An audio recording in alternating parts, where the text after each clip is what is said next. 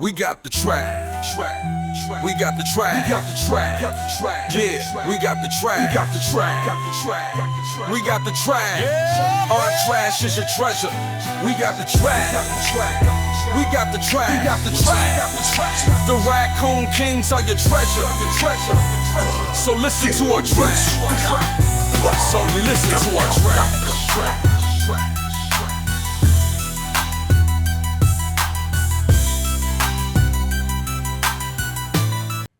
Thanks, bro.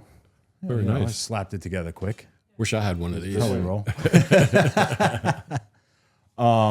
Hey, he's good. Wendy, he's good? I don't know if we checked yet. So You we're got ready my to good roll? side? Open your hands, Kurt. What? He moves his He's hands more than Italian. me. You move your hands more than me. Boopity bop, There boopity you bop. go. That's all right. It's part I of it. can't. It's- Wendy, look, see what I did? I handcuffed myself. It's part of it. You won't Are be you able ready to to talk. roll? I'm ready to rock. All right, I got this on. I got this on. That's it, right? Yeah, everything's on? You sure? All right. All right, let's get into it. Welcome, Trash and Talk. We got a new episode coming this week. We got a friend of mine, a friend of the podcast, a follower that I grew up with, friends 45 plus years, whatever you want to call it, whenever I you agree. become best friends. Long But time. we got an MTA track worker, supervisor, third rail, Brandon Sanchez here today. Choo-choo! Thank you for having me. Appreciate You it. coming in, man. What's going on, B? What's the word? Just working every single day. I actually worked last night because I'm Really? an overnight. So I did 10 p.m. to 8 a.m.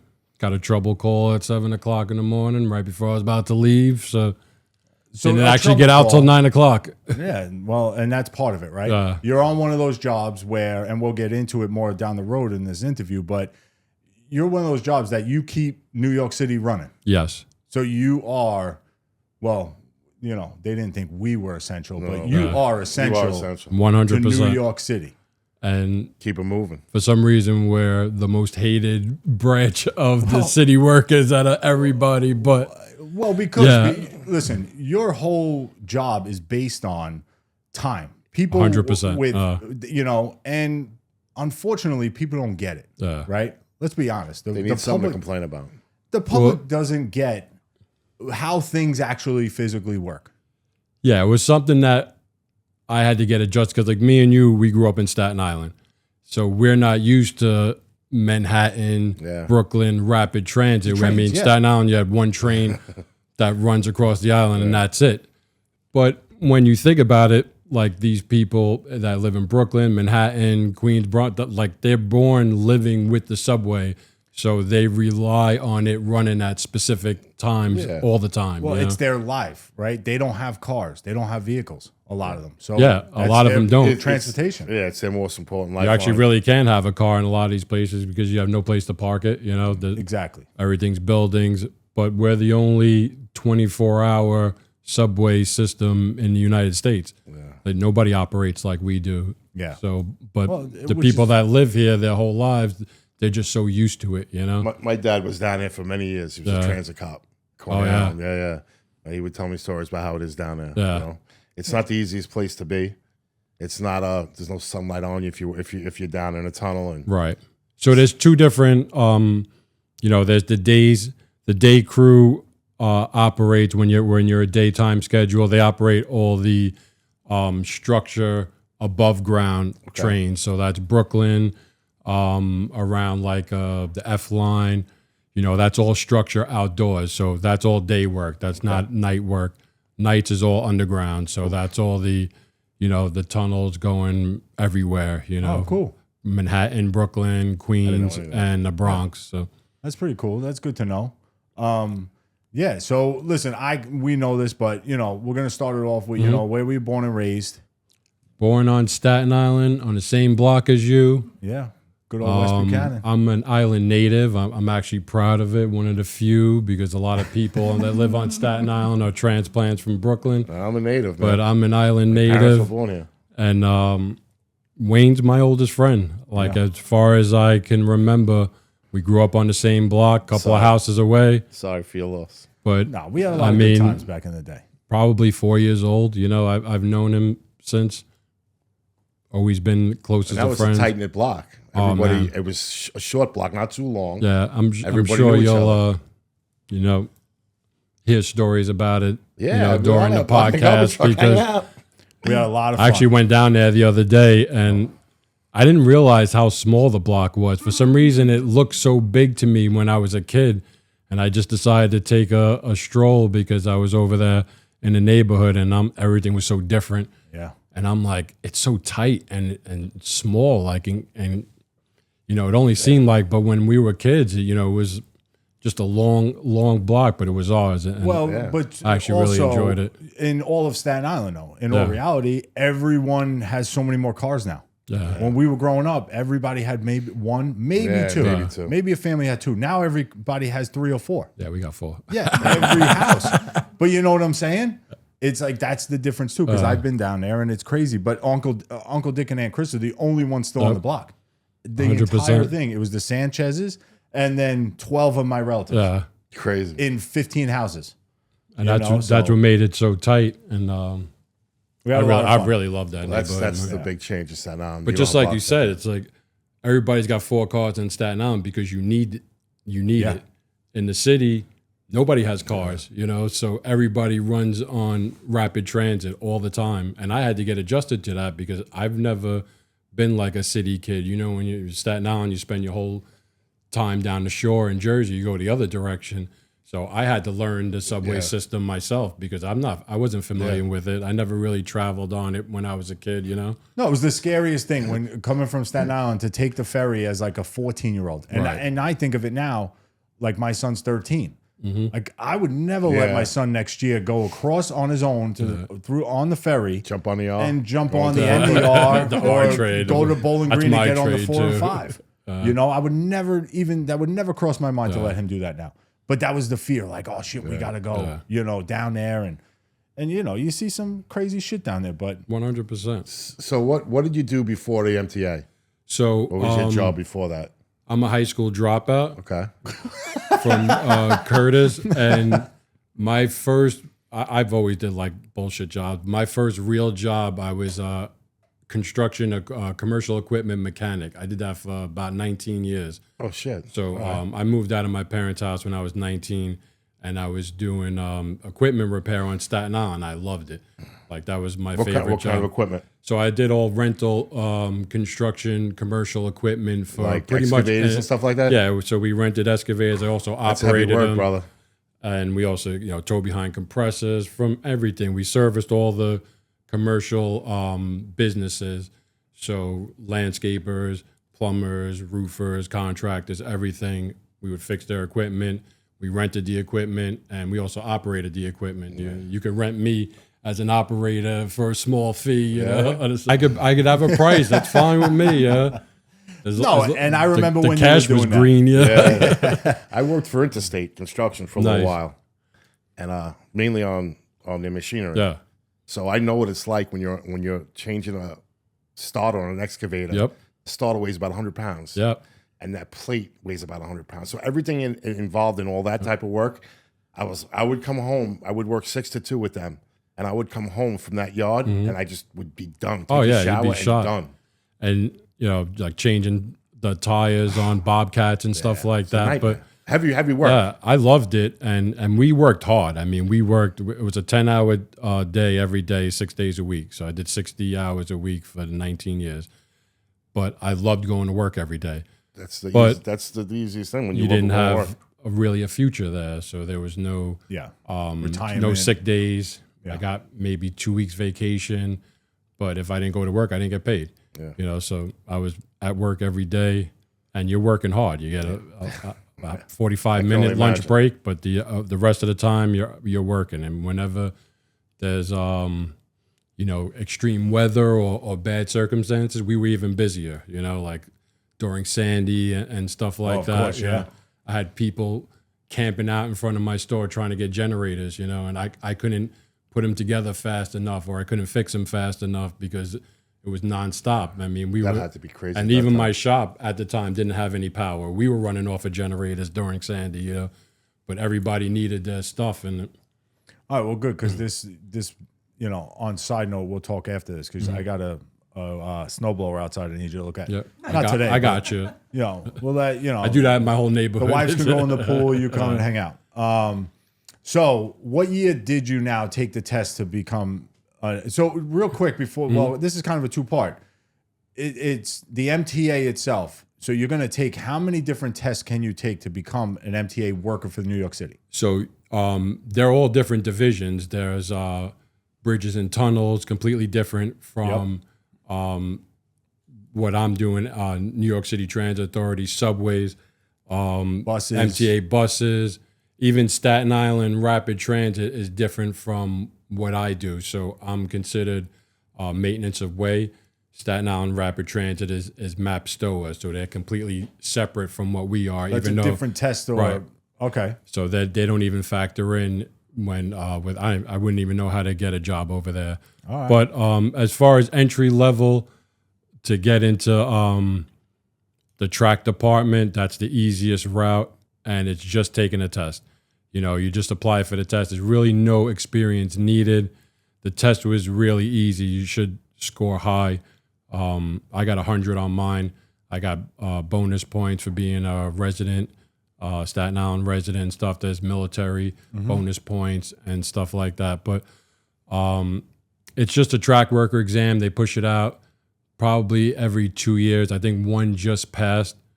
I think like maybe 2 months ago, the most recent one passed. And then once that list is established, usually takes about 2 years. What? So she's the one that actually got me into, because she realized that I can't work at mom and pop shop for the rest of my life. And we Well, like had, you said, the future, right? It's a hard decision too to make, because we you're had leaving our something you first love. kid. I didn't have kids before, Yeah. so it was easy when I was taking care of myself. I didn't really have the greatest health care either, but she made me take my GED, and then she applied me for every single city test there was. I did, Port Authority, I did school safety, court officer, everything, and I was like, whoever calls me first, I'll go. No, it's a New York thing. We say it all the time, where New York, you take all those tests because there's a future in all that. They're not saying there wasn't, you were working with your hands, which is a good thing. It wasn't like you were sitting around, like some security guard or something. But there was something to what you were enjoying, what you were doing. Yeah. So there's no slap on that, but there's no future, like you said. Right. So it makes sense. So the test that you took, you said was a fairly easy test, right? Yes.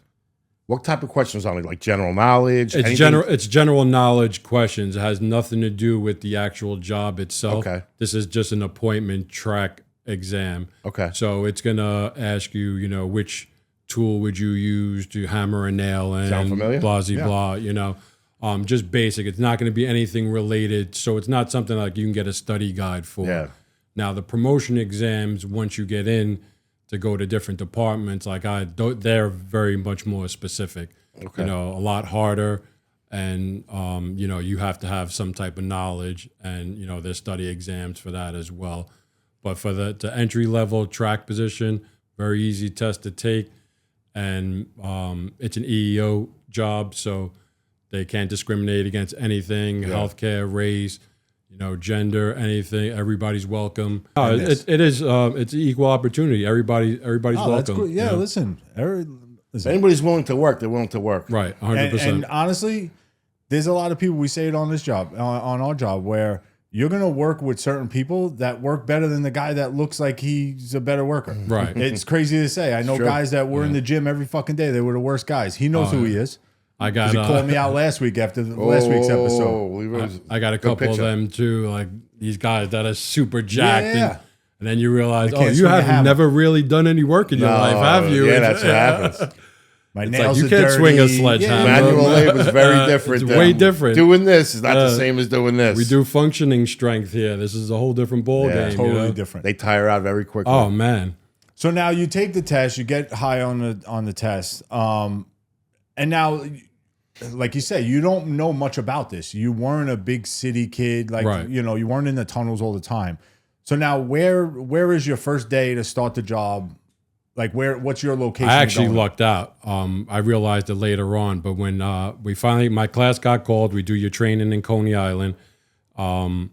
I believe it's about a 4-week course, and then you pick your location. It's a mini pick, so you're picking out of whatever spots that are available. My class was huge. We had like a 45-person class. Half of it was split to Brooklyn, to Coney Island for training. Half was split to the Bronx, wherever you made the cut seniority-wise, where you landed on the list. So I wind up getting the last spot, Coney Island days, 8 to 4 gang. And when I went to sign my name on the sheet, the instructor that was there, I'm like, how come this spot was still available? Because a lot of guys are scared of heights. They're scared of structure. Oh, okay. And he's like, I have no idea, but you just hit the jackpot. And I'm like, really? He's like, you'll see. Wait, you're talking about where you went for training? I'm sorry to No, interrupt this you. is after. when you finally got your spot. Right. So after you finish your training, Okay. you have to pick from whatever spots are Okay. open. And so it's called a mini pick because it's a temporary spot. Okay. You're going to go there until the main pick. So our main pick for the regular workers is about every 2 years. Okay. You pick your location. So seniority gets consolidated based on everybody who retires or whoever's not in the, and then they move all your numbers where they're supposed to be. And then everybody over like 4 days has a pick for their location, you know. So you could pick every 2 years. You could change your location. So right now, since I'm a supervisor, I pick every year. Really? Yeah. Every So if you don't like supervisors pick. if you don't like your crew, if you don't like 100%. who you're working with, the area, you could just be like, hey, you know what? Next year, sign your name somewhere else and go Yep. try some. Wow, that's pretty cool. Which is why I don't really want to leave level 1 supervisor. I maybe we can get into that later, but because once you go higher than level 1 supervisor, then you don't have that pick right anymore. They can assign you wherever they want you to. And I like being able to pick my time slot and my location, you know? Yeah, Okay. that's a huge thing that's right a there. big bonus for me. So now, what? I'm sorry that I interrupted you before. No, go ahead. What was it? What was the big deal about the spot that you got? So when I got into that spot, so it was 8 to 4 day gang in Coney Island Yard. I believe it was Saturday, Sunday, days off. So it was actually a regular it's job. nice. 8 to 4. You get the weekends off. Yeah. Every single person in that gang had 25 years and up. So there was guys that were days as well that couldn't get into that gang, and they were actually really pissed because they put that spot up as a mini pick. They didn't allow them to bid for it Oh, first. because it was move in. temporary, Right, because it was right? temporary. So like everybody's mad at me. I'm like, listen, I didn't do nothing wrong. I'm a rookie, but my experience in the tool industry, everybody thought I was senior because I came in with a lot of knowledge of equipment and how to work. Okay. And I came from private industry Yeah. where if you were work, a you bomb, work. you get fired, you know, so you have to be good every day. And I realized I had that confidence going in. I'm like, I see the equipment they're using.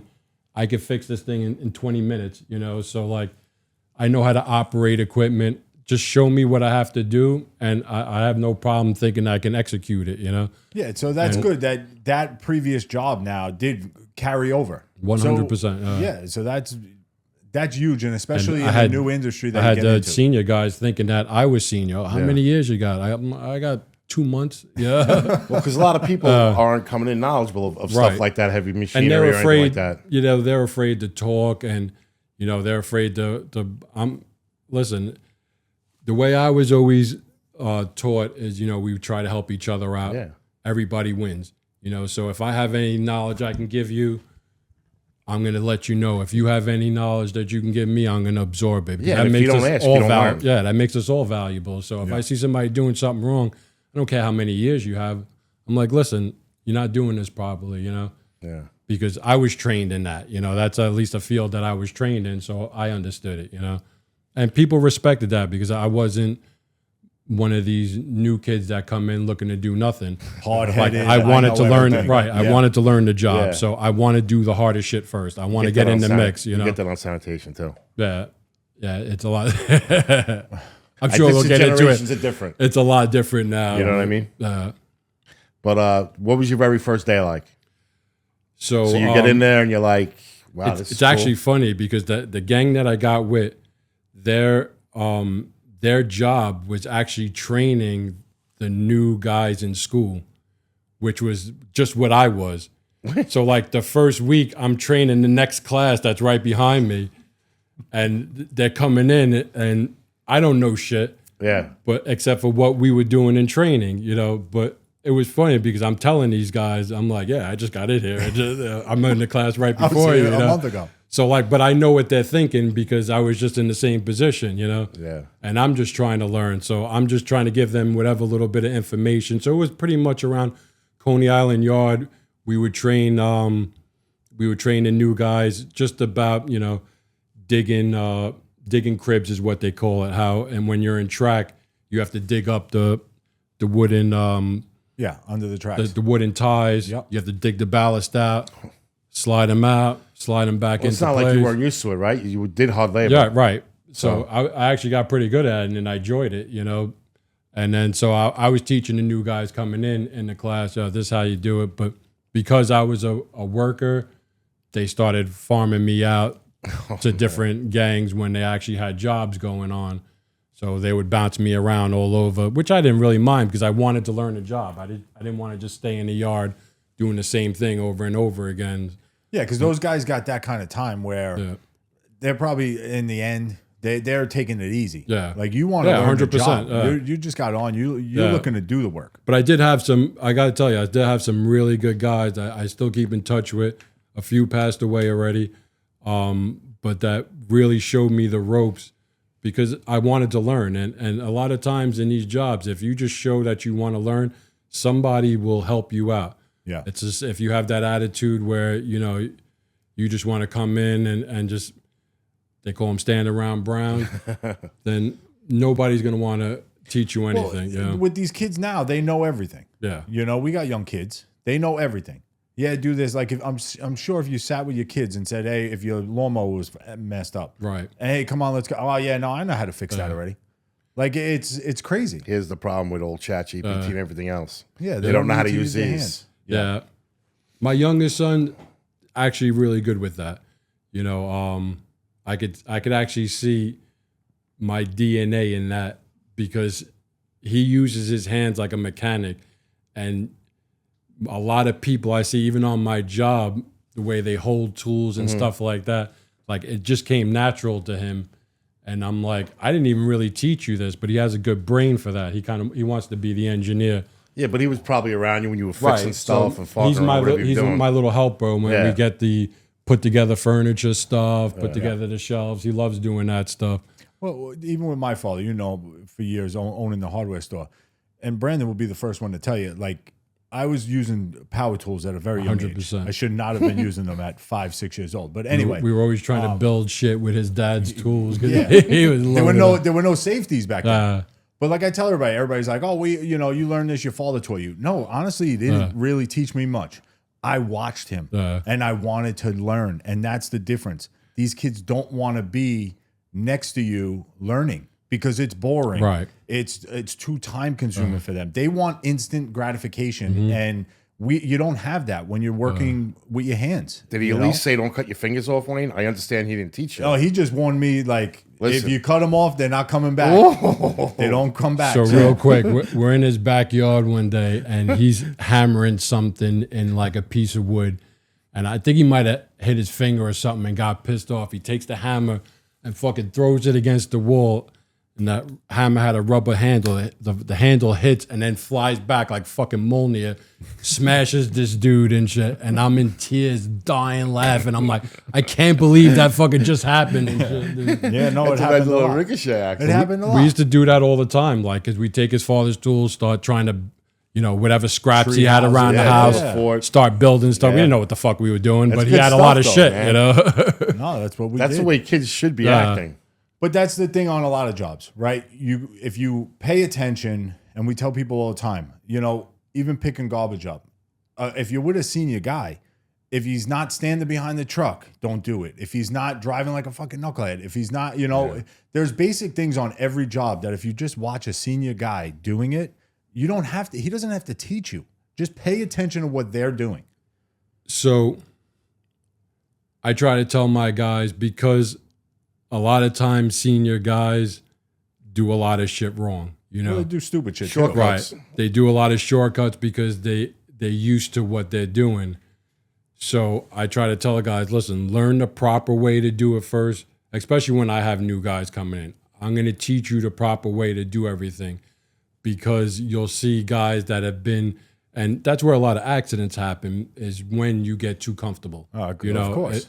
And you're used to doing shit the wrong way instead of just taking the extra couple of minutes just to do it a little bit safer, Yeah. Well, I'm sure safety is a big thing with I always tell my kids, I said, listen, if I had to shovel shit for a living, I'd be the best shit shoveler that you would ever find. Because all that, whatever you do, it's going to correlate in your life. So the way you do anything is the way you do everything. Yeah. So if, like, when I was cleaning bowling alleys, newspapers, actually I wasn't good at newspapers, but like all those little bullshit jobs that I was doing, you take something away from that, Yeah. And I told my son, I said, the least you would take away from that is that's not what you want to do for a living. You know what I'm saying? Yeah. When you work for an asshole boss, that's not what you want to do for a living. Just do it as good as you can. Yeah, take pride in it. Right. Do it, learn what you can, and you take that skill. Even if you're a barista at Starbucks, there's something that you worked with. Maybe it's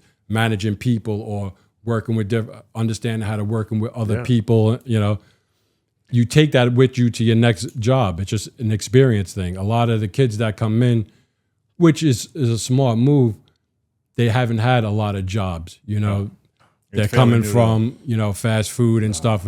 But if I would have not spent 19 years fixing tools, I could have been on my way out right now, I would have been tier 4 and in great shape, but Yeah, things. Listen, Everybody's everything path works is for a different. reason. It happens for a reason. 100%. I'm not going to take it back. So, what surprised you the most when you were working on the tracks when you first started? I'm surprised how fast I got comfortable with it, because I wasn't sure what I was walking into. And just like you said, like I didn't know the subway system, but when that first I spent my first year in Coney Island. So that's all above ground. That's not even in the subways. That's all structure. And a lot of guys don't want to do that because they're scared of heights. So, and I was a little bit nervous. And when they put me on Manhattan Bridge, and I'm the junior guy, so they're like, you're going to flag on this overtime for both shifts. So I'm out there for 12 hours, Cold, hot? What No, was the weather hot, like? but it was warm. Oh, okay. But that bridge is shaking while the cars are driving over, and I'm like, I'm not feeling too comfortable up here. Man. And then you see boats passing by underneath, and it's like, but once you do that, then the other structure looks small. Like when you're going in Brooklyn, and it's like, oh, it's not bad. I used to jump off of stuff like that, when I was a kid. But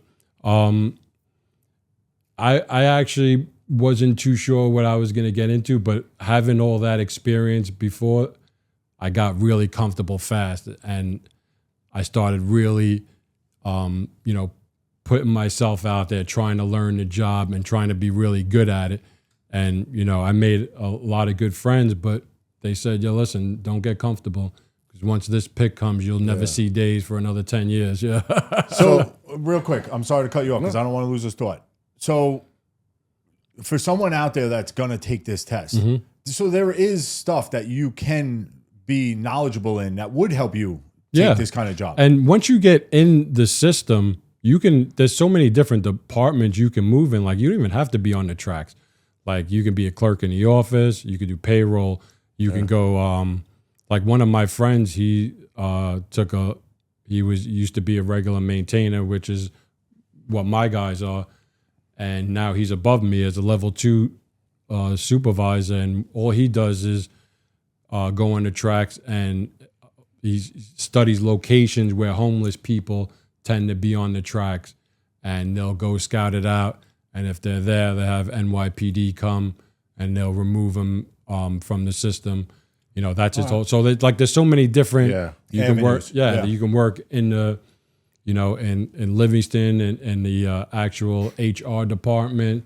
It's just a matter of getting in the system. Then you could transfer wherever you want, even if you had other skills. Older guys, because I've seen a lot of older guys that I used to fix their equipment with, and they're private contractors. They also got on with the MTA as painters, as plumbing, Plumbers, yeah, right? air 'Cause conditioning, infrastructure. There's all different departments, electric, so Same thing with sanitation like that. yeah, there's all different departments you can go into. It's just a matter of getting in the system, and then once you're in there, you could jump Sky's around. the limit. Yep. Cool. So if you had to explain to the public what an MTA track worker does, what would you tell them? So a track worker, Like you got on as a track worker. right? So a track worker is responsible for the 2 tracks that the train runs on. Okay. Those 2 rails and anything that's connected to those 2 rails is track's responsibility. Okay. So that's the switches where the trains turn out, all the rails, the plates that the rails sit on, the ties that the rails sit on, the wooden ties. There's all different formations, type 1 track, type 2 modified, depending on, so some is sitting in ballast on rocks, some is in concrete, some have channels in it, so for underground with plumbing systems. But they're just responsible for the those 2 tracks. They're called running rails. They're responsible for those tracks that the train rides on. So now that I'm in third rail department, I'm responsible for the third rail. That's it. Everything that's involved with the third rail, I'm responsible for. So that's the rail itself, what it's sitting on, what's protecting it, the cables that are going to it, all the electricity that's going to it, aside from the main substations, which is like Con Ed power department, whoever's like supplying the main source of the power, but then we take the electricity from that and put it to the rail and everything that has to do with that. So rail. you handle all maintenance, repairs, stuff like that with the third rail. Yep, Now. everything. Now. Now. And it's the same thing with track. So, I mean, us and track work side by side because we're always track support because it goes by like gauges, dimensions. So the contact rail, which is the third rail, always has to be a specific height, distance from the 2 running rails based on whatever division you're in. If you're in like IRT, the number divisions, 1, 2, 3, 4, 5 trains, they have a specific height. The BMT divisions, like So the R everything's train, different. right? I didn't know that. So it's all got to all be be the same. scaled, and even engineers. So transit has engineers. They come and they do their whole layout. They do their surveys. They're the ones that actually, do all the math, set everything up, Yeah. and then cool. we come in and follow through. So how many different parts are there to that then? So you have the rail guys, right? You have the 2 rail guys, the tracks. Then you have the third rail.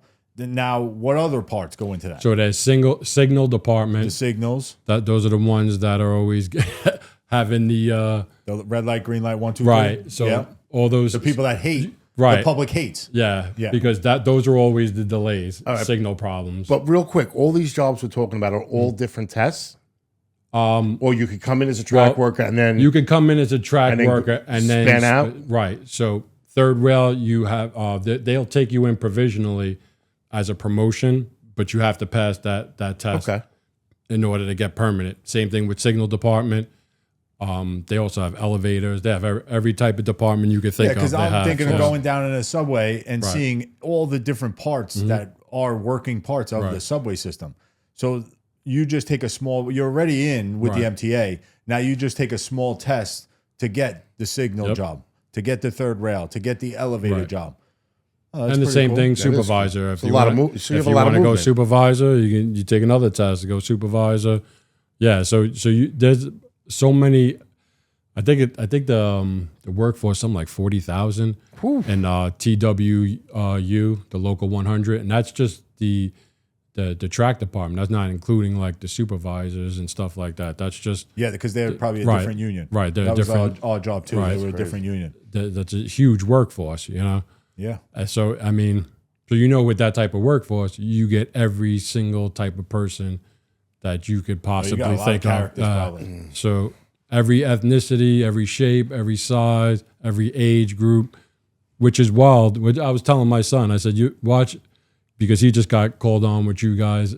He just started a couple of weeks ago in sanitation. I said, "You're gonna watch like how many friends you wind up having of all different age groups that you're going to be hanging with. Like, That's the funniest thing. because he sees that my poker games, I got 72-year-old guys down to 21-year-old But kids. you're not even thinking that when you get on a young kid. You're like, I was 26. Right. It's who you feel comfortable with. In all reality, when the job comes around, it's who you enjoy being around, and it doesn't matter. Like you said, shape, size, color, it doesn't matter. And you're spending more time with these people than you do with your family. Yep, I mean, you're 100%. living, you're breaking bread with these guys, you know. So, you know, we're constantly having spreads at our job for different, you made a year anniversary or it's your birthday or something.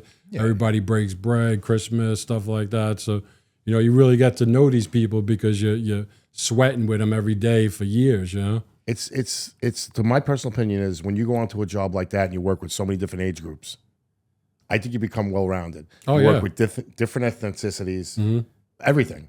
Guy's 60 years old at the time I'm 26 years old, hearing the way he talks, how his life is, how he's been through stuff. And then you're working with a young kid or somebody that's 12, 15 years older than you, or a woman that decided to take the job. So you don't get that in the private sector.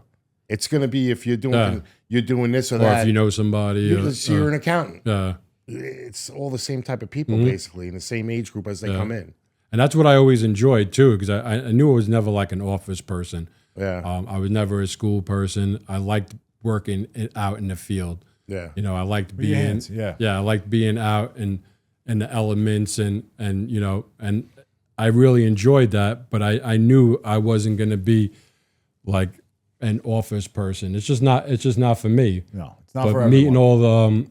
meeting all these people, you know, that's the stuff that you enjoy, you know. Yeah. It's not like you love going to work every day, you know what I'm saying, and sweating in 115-degree weather, you know, but you know, if you have a good crew around you, my crew is dynamite right now. So like I have the best crew I've ever had since I've been there, and it makes it worth, you know, going to work every day. And it makes work easier, right? When it comes down to it, it makes it easier to go. And it But makes these it are like easier when you're there. relationships that 100%. you know we've formed for a long time, and you really can't pick your own group because it goes by seniority, you know. So you know, whoever wants to pick in a location, they can pick in it. So You never know who you're going to get. right. So what is something riders wouldn't understand about the maintenance that goes into the everyday underground railroad system? So we're 24 hours and we don't shut down. So the system itself is over 100 years old. There's tons of stuff down there that's still 100 years old. Like I've seen rails from 1895. It's stamped on the side. Wow. But I got to tell you, these old timers built shit to last. So I deal with circuit breakers, and that's one of the ways we shut power off onto the tracks. They're pretty much regular circuit breakers, but they're fucking 6 feet tall, 7 feet tall. One breaker itself. We're fucking Get two hands on when it. that thing opens up, bam, like It snaps. and, you know, Yeah. we block it and secure it this way. It can't close accidentally and accidentally turn power on. But like a white Westinghouse circuit breaker, that's 115 years old. And the thing's still working, no problem, you know. But the thing that the public doesn't understand is we're trying to get the tracks updated and fixed so you can get where you got to go, timely fashion. But there's no way to do that without shutting some of it down. So a lot of time, most of the work gets done at night because they don't want to kill rush hour and stuff revenue like that. service. So when you work nights, you got to know you're doing a lot of the work. It's either nights or weekends because that's the only time. But even at night, like people are upset. But I'm like, we have to shut this down because ceiling's falling apart. It's got to be fixed. Rails are breaking. We got to fix it. Like we're trying to get you where you got to go. Like I take the train too. I don't want to be sitting there waiting, you know, for all this time. But you know, it's gonna break. Well, and it's it's just got to like be anything. fixed. You know? Listen, it's just what people don't understand is it's not made. I hate to say it's not made to last forever. Right. It's just like anything in your own house. You know, a hallway with a sheetrock ceiling eventually is going to show some age. Yeah. So now think of it: the pounding on top of the street. We're underground. The rumbling of trucks, the constant. I mean, I hate to say it, even the foot traffic, it causes shit to fall, debris, breaks Water. shit, water. There's so You much got that goes into leaks it. coming from buildings that you don't even know where they're coming from. And they come in there, though. And that water kills everything. It's amazing how it could just eat through, steel, like solid steel over time, and it just damages everything. It just rips it apart, and then you have to come in, and everybody's got to be a part of it. Infrastructure's got to come fix the ceiling. Then you got to come fix the tracks. Track department's got to come fix the tracks, and that all takes time. And it's hard when you're 24 hours and you're constantly running. And everybody's got to run in it together, Right. working together. So I mean, we work under traffic. We work with power on at times. There's a ton of safety set up, but because we got to keep the trains moving, we'll work with live traffic. That's when you'll see flagging lights out there. You'll see guys on the track. We have clearance spaces out there. It's crazy. So and just try to keep it moving. So how physically demanding is that job on your body, and it breaks you down? And compared to what I used to do, let's take that. Let's stop with that for 1 second. Let's not even think you did anything like that. You're a kid. You just got out of high school. However, whatever the age, what's the age limit you have to be to get on? I think it's just 18. All right. So say an 18-year-old kid who his last job was McDonald's. He gets a city job. He's like, oh my God, it's unbelievable. Can he handle the physicality of the job? He can. He just has to be willing to learn. Like, because we do have a lot of new guys who's never used tools and stuff like that. But if you're willing to learn, there's guys will take the time and show you how to do it and go through the growing pains. I go through a lot of growing pains, training guys, because I'm paying it forward. Like, I know it's going to take time now. We're going to be out here longer now, but eventually you're going to get it. If you keep doing it properly, you're going to get it. You're going to get used to it. And then that's how you get faster when you know the job, because a lot of our job is repetitive. Mm-hmm. Especially if you do overtime jobs on the weekend projects, they'll shut down a big portion at one time and then just do that entire. Everybody will blitz it. Every department will go there for that weekend and just knock everything out for that one stretch. And you're doing the same thing over and over and over and over again, throughout the weekend. So you get to learn it fast, Yeah. So a lot of it, because it's just maintenance, it's repetitive. But when maintenance is a little harder than capital, which is the people that come in, they take out entire sections of track, put everything back brand new. The difference is maintenance has to fix the problem and return it back to service that day. So you can run into situations where a rail breaks or something, then it becomes a shit show because you got revenue service that's got to go immediately. So you're trying to do quick patchwork to get the track safe enough so the trains can run for the day until it becomes nighttime, and then you can come and fix it properly. I just saw Kathy Hochul was helping. Mm-hmm. Yeah, you saw her. You saw her hitting. Yeah, she was crushing. I was dying. I was waiting for her to hit a shin. She's hitting clips in that already clipped in, and she's just tapping it with what we call the sledgehammer. But so explain the third rail, like you're talking about, to a person who never took the New York City subway.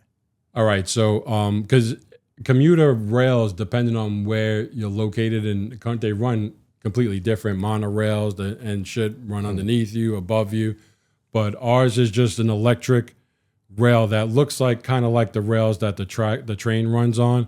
It's just one solid bar, 600 volts DC, running continuously next to the rails, and the trains have the train shoe. They call it current collectors, but they're train shoes that stick out the side, spring loaded. They just rest on the rail. That's how they get their electricity. It powers the whole entire train, all the air conditioning and everything, and then just keeps sliding across that however distance it goes to. So when it changes lines, it drops off, picks it up on another side, back and forth, transpositions. But and now, stuff like that. you had said, the differences between just say your letters and your number trains with the height difference. Mm-hmm. Can you mix and match trains or no? No. So if you're a number train, you're a number train. Right. You stay on the number line Because of that shoe? Right. Because of the height difference of the shoe? Because of the difference in even the rails are different size. Okay. The rails that the train runs out, because the train's a different size. So the IRT trains are different from the BMT trains, the letter trains, size-wise. They look visually the same, but they're not. as far as width and where the train shoes are located on them are different. So you don't want to mix and match those trains at all. And then the work trains just run on. I never do that either. Yeah, the work trains just run on diesel. So they're old trains that they just took the shoes on, and they have a diesel engine that just pushes them all over the system. So one thing that most people don't know, the third rail, the one that electrocutes you, it just works just like how a circuit works. So you can actually go and touch the third rail, not get electrocuted. It's grounded out. Right. The second that you complete that circuit and touch the other rail, you won't be able to take your hands off. Wait, so I'm not encouraging this to anybody. I'm just asking a question. So if I walked over to that third rail and put my hand on it, Right. Nothing would happen. took my hand off, Right. As long as you were not grounded on metal. Right.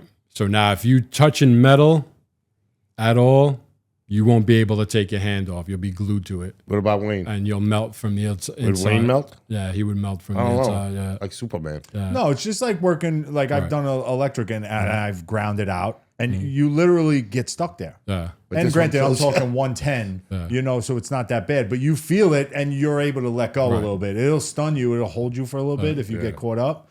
But that you're done. I mean, you can get belted, which is like when current jumps and zaps you a little bit. Because you gotta remember, you're pouring sweat. Like even though we have safety on, like we have electric rated gloves, we have leather gauntlets that go over that. But you're honest, you're pouring sweat, and we have rubber mats that go over the rail to protect it while we're working on it. But even so you have to be really careful because you go too close to a circuit breaker, you're sweating, the current will jump because it'll attract to you the sweat on your arms, the water. Yeah, I'm not doing that. So you have Yeah, to be. I'm I was really against it too, because I'm like, there's no way. But you went for that position, right? Because correct? I'm I like, sweat a lot. I'm like, there's I no run way hot. I'm Yeah, working with the third rail. And you did say you like to sweat a Right, lot. because they runs terrify hot, you when you come in safety wise about the third rail. They really do their Of course, diligence. yeah. So I'm terrified to go there, but I'm like, it's more money, and I'm thinking about it. I'm like, Has if, it been? Screw my family. I'm like, if I go to third rail, we'll probably be working with power off all the time, so it'd probably be even safer. Come to know, we work with power on probably more, oh, but understanding it now, they have so much safety in place, yeah. and that's my job now as a foreman. I'm in charge of the safety. So did you ever see somebody get lit up on the third rail? Like as long as you've been doing it? Yeah, I got caught in 2 explosions. One, Damn. it was a supervisor. This is when I was a maintainer. I was a third rail maintainer. We were doing track cleaning in one of the under river tubes, and the area that I was working on, it was a geo, so there was no train traffic. We were just going with the work train through. Track department was throwing their material onto the train, and third rail was throwing their material onto the train just to clean up the area. The train on the other side, these under river tubes that they call them the other, those are the ones that run underneath From all Brooklyn the to water Manhattan. from Brooklyn Yep. to Manhattan. They're super tight. So the trains coming on the other end, they blow such a force of air when they're running at full speed. It blew a drip pan through the corridor onto our track, and that drip pan hit the train and then bridged the third rail. Right as I walked away, too, because we weren't even moving. I'm like, I'm going to go take a seat. I walked away, and then the foreman standing there. I see it bounce off, and it hit. And the fucking white explosion on this thing was so intense that he jumped out of the way. Luckily, he jumped right into the flatbed of the train. The other guy that was on the bench wall, he tried running away, smashed his face into one of the light fixtures because he's just trying to Yeah, run. trying to get away from it. And the thing just kept bouncing up and down on it. And every time it bounced, it would explode. Boom, boom, boom. Like, Because it was stuck. right. And then it just took this drip pan and just like melted it. And then it eventually kicked the circuit breaker open. So that killed the power. And then, there was a big investigation. It wasn't really anybody's fault. It was just a drip pan that was sitting in just from the force of the wind. But, that's why you have to really be cognizant. They do a lot when it comes to safety as far as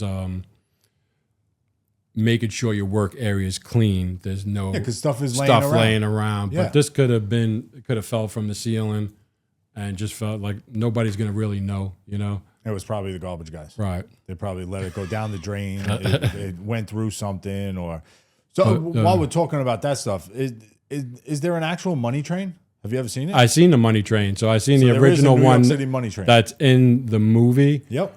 That's in Wesley Snipes? Right, that's in Coney Island Yard. They use those trains. A lot of those trains are in Coney Island Yard that they use for movies. They don't use a money train anymore, but that was real. And That's what they used to do, the right? taking of Pelham 1, 2, 3, that was real at one time. They would try to rob those trains. Yeah, because those are back when you had the coin collectors, so the train would come through, and the token booth that they load up their money, put them in the chutes on the side of the money train. I actually have a picture of it, probably on my Facebook account somewhere. Of that actual money train that was in the Wesley Snipes movie, and I'm like, oh shit, it's the money train. Yeah. My friend was in that. One of the guys that because they'll use us as extras at times when they're filming, because there's a lot of filming going on in the subway you were in a station. movie? Any No, movies you friends of mine. I was at most recently. I did the Bowery photo shoot for who is this famous? Who is that famous fashion designer? But they do it in the Bowery and a Jimmy band Cho. of truck. No, Chew. Hot Chew. Jimmy Choo shoe. All right, I'm yeah, not going one to of those. Yeah, one of those famous. I'm But not into the designer. I wear Temu. what's it called? I think Jay-Z just did a video back there, same location. So there's a lot of locations. Pelham 1, 2, 3. Couple of my friends were on that I work with just as extras in the background. That's cool though. They feed you, they give you a little bit of overtime because they rent it from the MTA to use these locations, and we have to secure them. So we have to make sure all the safety's in place, power's off, all the backup safeties are on, that power can't possibly come on so they can do their filming because they don't know shit about, the subways Maybe or we should anything. look into filming this on a train track. Now we got You could probably get the Bowery because that's pretty much it's an abandoned track, and that's what they use. So they come and put like props up there. They put pay probably phones charge and people shit. and make a shit ton of money. The city. Yeah. So what is the protocol if somebody falls on the tracks? So they always say action first. So immediately you're looking to get power off. So we have emergency alarm boxes and alarm telephones right next to it. So immediately you run. So when before I'm allowed to get on the tracks, I have a safety checklist I have to go through with all my personnel that are there. And one of them are the locations of the emergency alarm box, emergency telephone. In case there's an emergency, you have to have 2 routes of egress. If there's station goes out, which way you're gonna get out the other direction. So we always have the column numbers written down where these emergency phones at. Somebody falls, immediately pull the power. So you actually there's a shut off on a pole. There's an emergency shut off, but it'll shut all the tracks off that are right in the location. Okay. So that'll kill revenue service. Trains will just die. Yeah, I mean, at And that then point, Not just the one where the person fell. Right. And then just it'll 4 come tracks. back on and you have to pull it again. That's when it's you a know. time- Right. It's a time thing. thing. So that's when they know it's a real emergency. You get on the phone that's right next to it, let them know what's going on, and then they can 'cause- contact everybody in the system, ambulance, Fire department, NYPD. whoever's got to come down. Yep. Yeah, because that'd be pretty fucked up if it's like, Who Wants to Be a Millionaire and you're Right. calling and motherfuckers sleeping at the desk like, yo, I need Frank, this rail off. Frank. He's not picking Yeah, up. no, it And the goes phone's into- just ringing. At least there's a shut off, makes it safer. I get it. I mean, it's shitty, but it happens. Right. It probably happens Yeah, a lot. because especially Drinking. when you're underground, you're even when you're working there, you got to watch out for your footing, because it's dark in the tunnels. Before you light up the whole thing, I got a helmet lamp. I got my big flashlight, but still, you're walking through. There's tripping hazards, people throwing garbage and all types of shit on the tracks, but mostly it's pedestrians. Yeah. So you get drunk, people trying to commit suicide, just all type homeless people, Yeah. You know, people that are high, they go on the tracks to get high and shit, you know. So that's nothing that you can really, because it's not like we're at every location all the time, you know. So Yeah, it's you not- can't keep control Yeah. of it all at once. So what's it like working in the tunnels when it's 100 degrees outside and you're in that it's even hotter. closed area? It's What would you think the temperature is around down there? 115? Yeah, probably about 115. So the thing is, when we're working with power off, it's actually worse because then there's no trains running through. So it's Give you even a nice hotter down breeze. there. No breeze. When working with power on, at least you get the benefit of, oh, there's a train going to pass by soon. I can get a little breeze Yeah, coming. yeah. But it's just stagnant air. And in some locations, like around 190th Street, so you got the A train and the one train that runs through there. They got an elevator from the street level that's got to bring you all the way. Like you can't even walk down. You're talking 20 stories deep, like is where the train station is. So it's once it gets hot down there, that it doesn't get cool until like December, you know. Yeah. And it's just Cool just place to so lose weight. thick. I might go there just to lose weight. Just riding the subways when I was working in the city all the time, just the smells would just kill me. I don't know how you do it. Yeah, No, But you probably get used to it. Can we do something about that pee smell down there? The pee smell isn't even as bad. It's a lot of homeless, you know, and which is why I don't really like riding the trains at night. But you know, I remember when Giuliani was around, he cleaned it up a little bit. But since they closed like all the mental health like institutions and stuff, they put these guys out in the street. They don't want to go to shelters because they have to follow certain rules in shelters. So they come to the train stations, and you know, it's out of hand, especially overnight. You know, they're sleeping all over the place, shitting, pissing everywhere, and you know, it's definitely not sanitary. Shooting drugs up, heroin, especially in it's the constantly winters, right? Heroin needles all over the place. You know? In the winters, you know, they go down there to stay warm. You know, I can't blame them. And I would think in the summers you wouldn't go down there. I'm like, it's too hot, but they're still down there. I'm like, go outside. It's nice outside. Oh, and they're I'm like, all it's hot as wearing hell. all types of clothes, Jackets and blankets, shit. and listen, they're in it to win it. Those people, God bless them. What's the strangest thing you have seen underground? So I seen a world class crackhead fight, which is one of the best things you'll ever see. Did you get it Real on video? quick. So I'm at 110th Street. World star.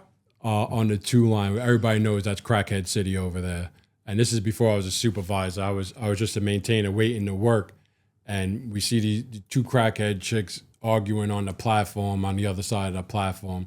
And then they start throwing fists, like hammering each other, crazy. But they're pencil thin, you know? Yeah. So the one chick goes to push the other one on the fucking tracks. And this chick gave her the sweetest fucking judo hip toss you ever seen in your life. She grabbed her and flung her up in the air. She had to be fucking 10 feet high. Slow motion. And she landed square on her back, right on the fucking rail. I mean, right across her back. I thought her back was broken, I swear to God. So I go running down the platform because I'm going to try to stop any Shut the trains train off. Yeah. from coming into the station. And before I get fucking 5 feet down, she pops up like the fucking Undertaker and shit, bro. And then just hops back up on the platform like it was nothing and starts. These Like Jackie Chan platforms, shit. these platforms are up to my chest when you're standing there. 5-footers, I'm like, yeah. I can't stand. I can't. I've tried to do it. I actually got rejected. I tried to hop up on a platform like, You're old, bro. I can't do it. You're I gotta old, get the bro. ladder, you know. But she hopped right up, went chasing the chick upstairs, gone. I'm like, I couldn't believe she even. I swore that she broke her back. I mean, that's how hard. crazy. You're talking a 6 foot fall just from the platform, and Onto a then getting metal thrown. rail. Yeah. But she had that crackhead strength. But you know, you see a lot of. What bothers me the most is females at night by themselves with their AirPods on. Yeah, Like you don't know how many times like me and my crew had to come up to them while they're on the platform by themselves and take that out your ear. Like, listen, this guy is watching you right now. Yeah. If we weren't here, you would be a victim right now. You have to pay attention because you're 3 o'clock in the morning, 4 o'clock in the morning, you know, the freaks are out, you know, Yeah. and they are watching you if you're not paying attention. And most of them aren't. Like nobody pays attention. They got their AirPods in and they're by themselves. I'm like, I can understand if you, but so many women travel by themselves all types of hours of the night everywhere. And it's dangerous out there. It's dangerous for me. I get threatened all the time from like, 'cause they don't like us, you know. I'll fucking stab you, all this shit. The homeless people, I just disregard it, you know. Yeah. I'm not here to fight anybody. I'm not a fucking policeman or nothing. But What's the biggest animal you've ever found down there? Rats, a big, huge rat. What's the biggest rat you've seen? Big? 10-pounder?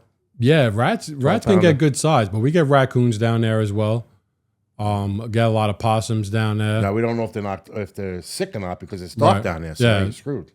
Now you're The playing. dog, the rats, Russian roulette. the rats actually don't bother me. It's the roaches that bother me.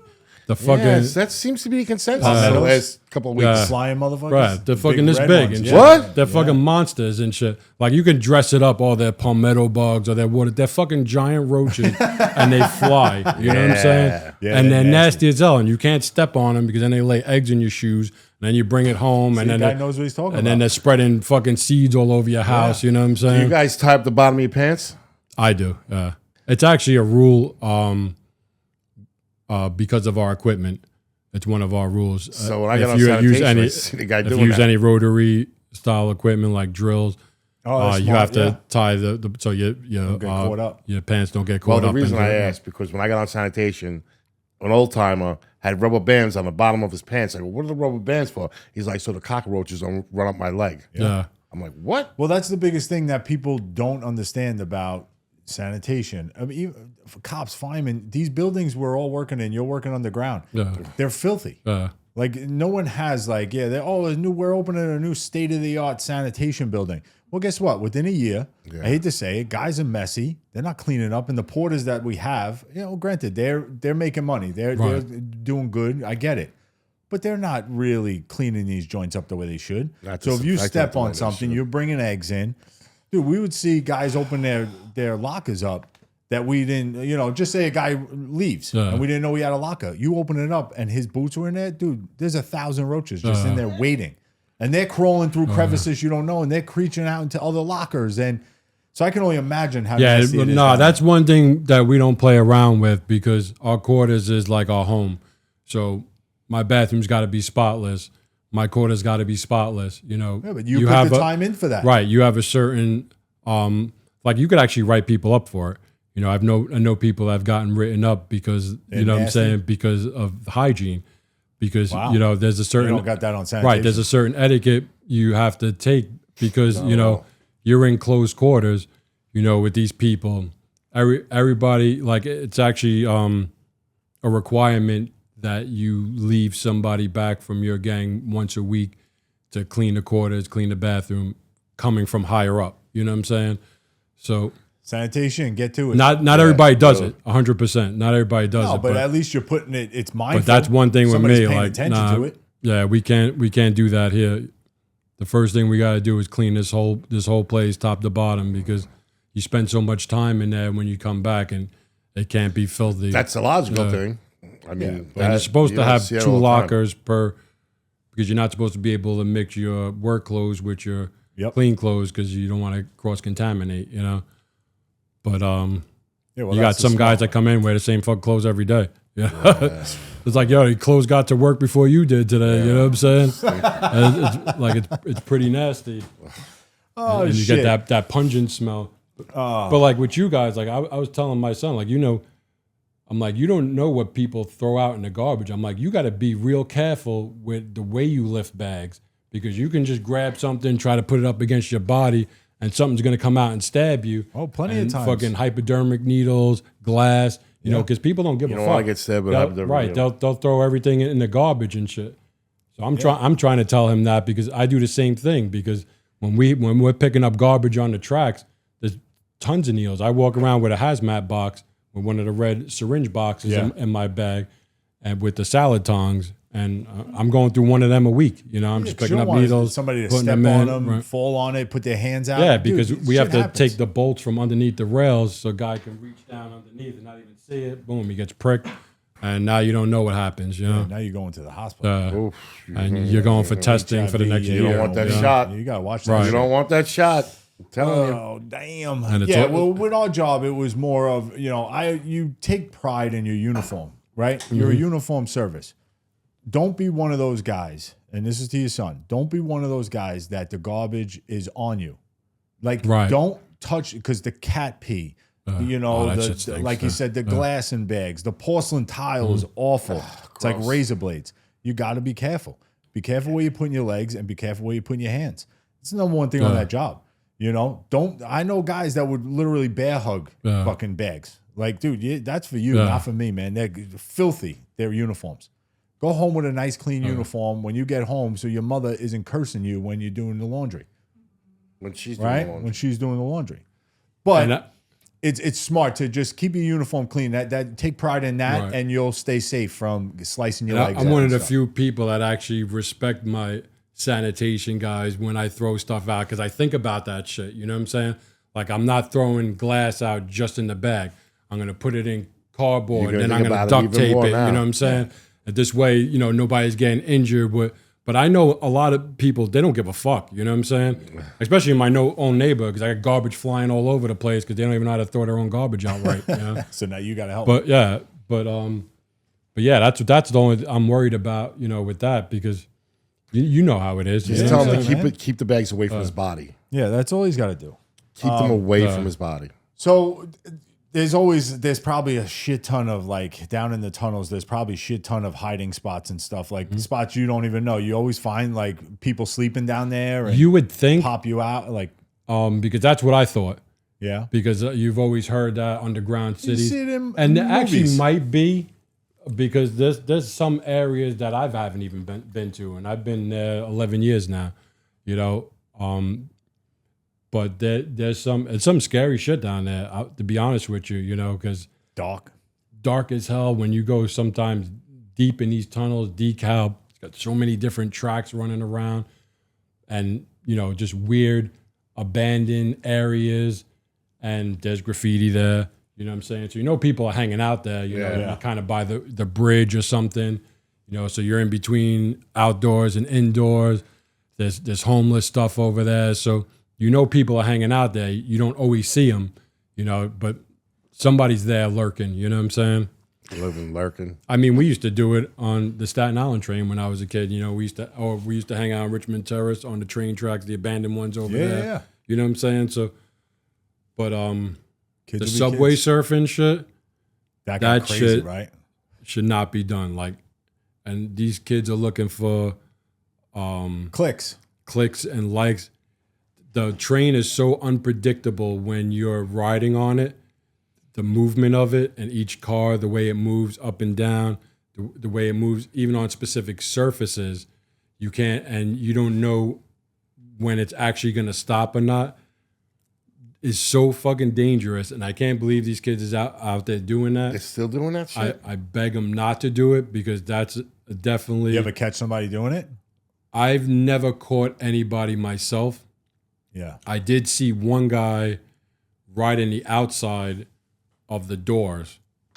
Like when the doors closed, that little ledge. Yeah. He's standing on the ledge, holding the lip and riding on the outside. I just seen him passing by. I wasn't like, but these trains move so fast. You're going 45 miles an hour at some time.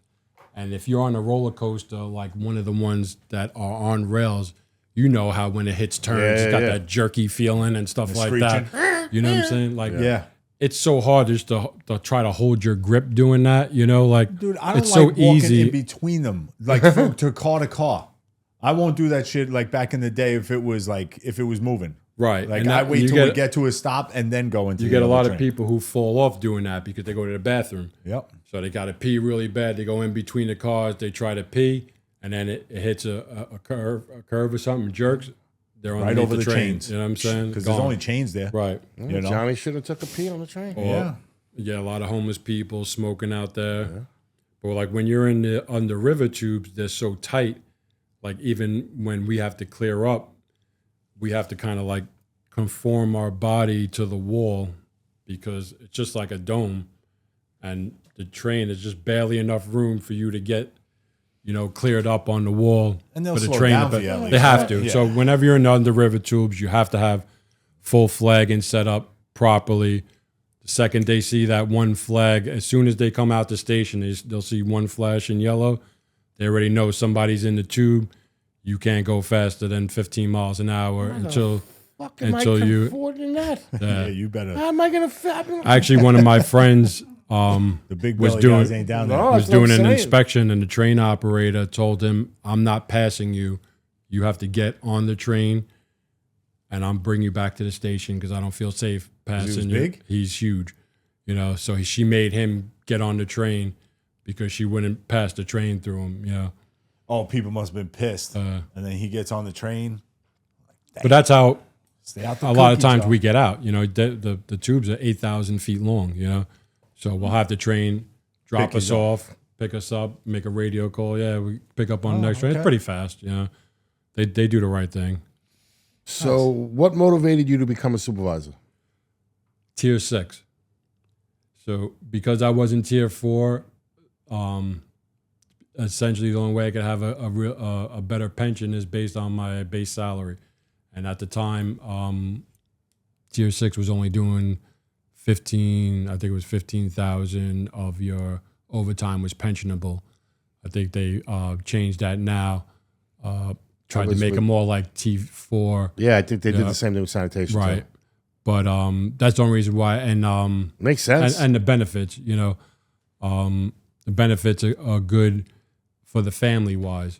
As a supervisor, better than Well, actually not. You would think, and I asked my union that, and he was like, just think about it. How many supervisors are there? How many workers? You got 40,000 people in TW Local yeah, 100, Money. Yeah, they're more money. and They're you're making more triple money. SA. You got a couple of thousand. You know, Yeah. who's got more money? You know what Yeah. I'm saying? So, but as far as long term retirement, you know, It was a better move. I get to keep my benefits.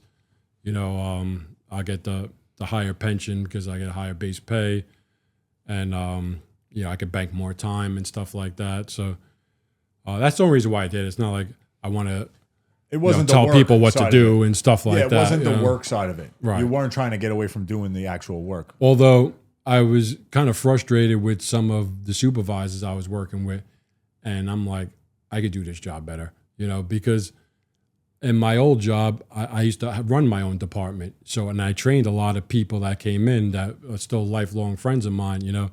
So I know how to manage people, and I never think that I'm better than them, you know. So for some reason, these people, they take the test and they move up to supervisor, and then all of a sudden they think they got this imaginary power that That happens everywhere. and I'm man. like, dude, we're the same guy. You know what I'm saying? As soon as we clock out, we're the same person.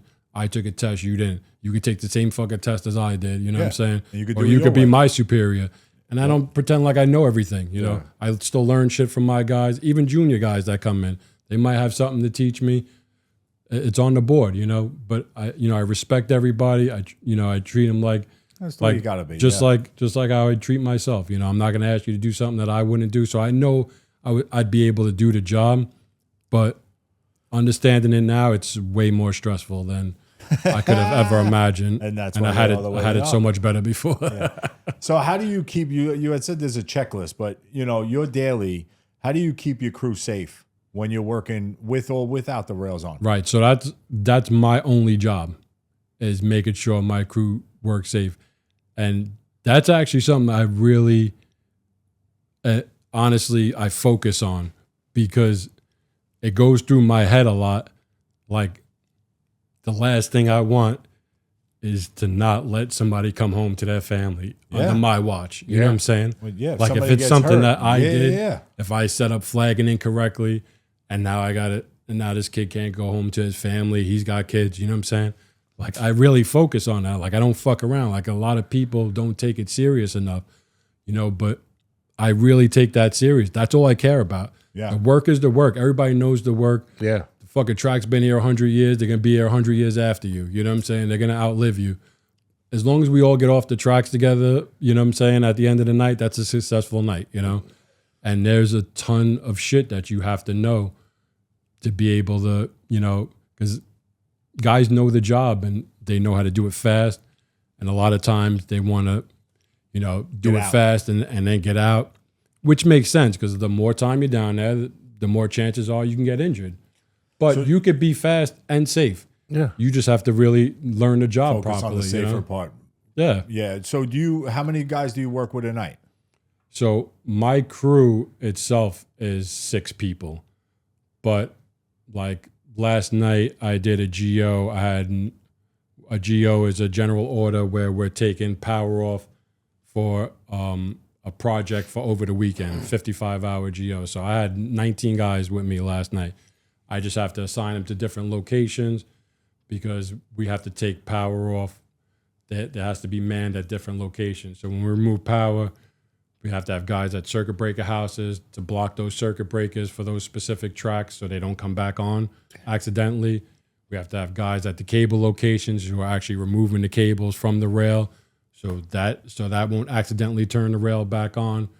So there's a hand switches. It's the same thing, but they're spread all over. Yeah. You know, because I'm doing, from one section all the way. It can go from Brooklyn all the way to Queens. It can go to the Bronx. Could be a major some part of of these are really big. So it depends on the night.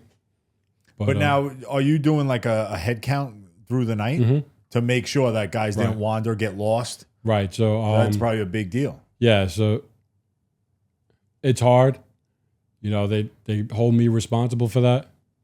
I'm like, I don't really know how I can be responsible if we're not at the same location. But I'll talk to you telephonically. I'll give you the rule of the day. I'll give you the safety hazards. I'll assign you a location with your information. But if you're not in my immediate gang and you're not working at my specific job, you might be on assisting me taking power off, but at a completely different location. I really can't. Do you have to go to all these locations? No, there's specific locations I'm required to be at, like cable locations. That's probably the most dangerous thing we do is where we're taking the live cables off the contact rail to remove power. So that's like the most dangerous because you do that live. You can't do it live to dead. So it's got to be either live cables to live rail or dead cables to dead rail. You can't do the opposite. You can't do live cables to dead rail because you'll explode as soon as you try to go boom. Have you had any really close calls yourself personally? Yeah.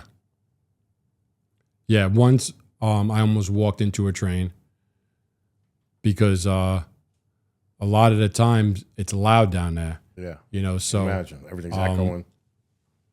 That's what they tell you. So I'm in my clearance niche, but I went to walk out the back of it and I didn't hear the other train coming down, and one of my friends grabbed me, and was like, "Oh," and I'm like, "I didn't," because you got flagging on that track too, so they're beeping their horn as they're going through, but you can't hear it when you got equipment running and everything, tools running all over the place. It's hard to hear sometimes, but yeah, I've had some hairy situations as well, just tripping. I tripped twice, right on the tracks and right into the third rail where my leg is on the running rail and I just caught the top of the protection board. So like if my hand would have slipped off and touched the rail, I'm done, Yeah. Ugh. But that's why a lot of it is slip, strips, and falls. They always watch your footing, check your shoelaces. Like they have so many rules based on it because it's so hard not to fall. Yeah, because there's shit everywhere. There's garbage down there, rocks, all that shit is down there. There's bolts, spikes sticking up out of the ground that you don't see when you're walking through because it's so dark and you wind up tripping over it. And then I got a couple of markups, but for the most part, we've been pretty good. I know a few guys who've been burnt.